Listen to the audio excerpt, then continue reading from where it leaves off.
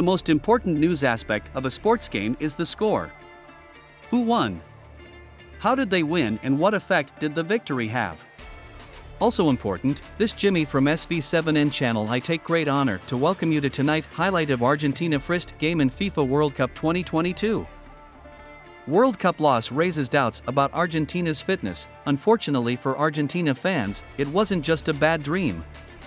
Their team really did lose 2-1 to Saudi Arabia in one of the biggest shocks in the World Cup's 92-year history. Now the pressure is on Lionel Messi and Argentina, who cannot afford to lose their next match against Mexico on Saturday if they want to keep their World Cup hopes alive.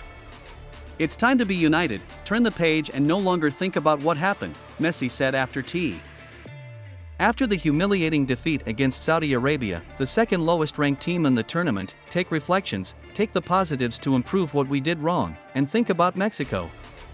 We always said we were going to look to win every game, and now more than ever. So much for Argentina arriving in Qatar in ideal shape to win a third World Cup, having won the Copa America last year and been on a 36-game unbeaten run. Now there are doubts springing up everywhere. Are key players fit enough? Does Lionel Scaloni, Argentina's accidental coach, have the experience to handle the pressure of a World Cup? And can Messi, now 35, still carry Argentina to the one prize in soccer still to elude him?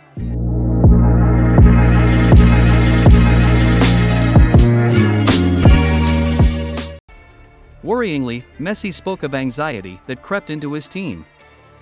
The goal so early, in the second half, hurt us, it made us confused, Messi said. We knew it could happen in the first game, if we didn't play in the best way we were doing, and I think that happened to us. We didn't find the performance or the game that we've been demonstrating for a long time. In some ways, the loss to the Saudis was a freak result.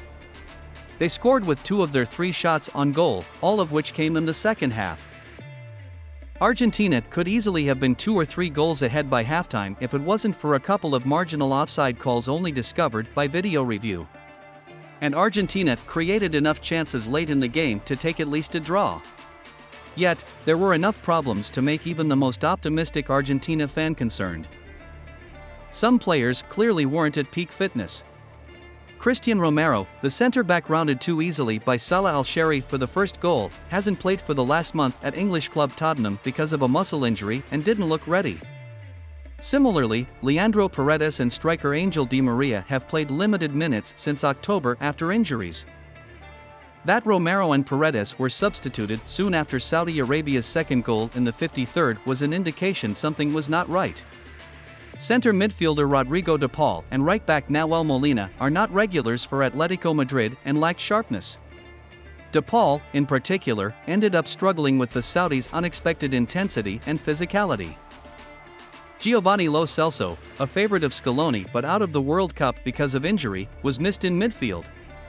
Centre-back Nicolas Otamendi started against Saudi Arabia, but Scaloni may opt for Lisandro Martinez against Mexico, given his improving form for Manchester United this season.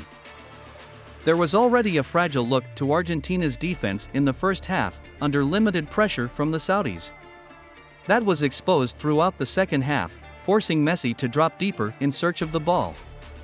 Messi insisted the day before the game that he was in good shape, despite training individually 2 days last week and being pictured with padding around his right ankle.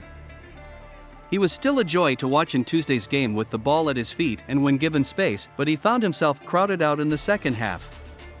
At 35, he could find it difficult to play intense matches every 4 days at the World Cup. Argentina has 3 days to sort things out before they return to Lusail Stadium, where the Saudis caused one of the World Cup's biggest upsets, to play Mexico. The 89,000-seat stadium will also stage the World Cup final on December 18. Goalkeeper Emi Martinez said that Argentina will go into the Mexico game as if they were playing for the title. Saturday is our first World Cup final, he said, adding the early defeat may help galvanize the team. If we want to be world champions, it's good to have a stumble, he said. A stumble is not a fall. By the end, Austin O'Malley stated that if you learn from a loss you have not lost. This is Jimmy from SV7N channel. Thanks for watching. If you liked this video, make sure to subscribe for more.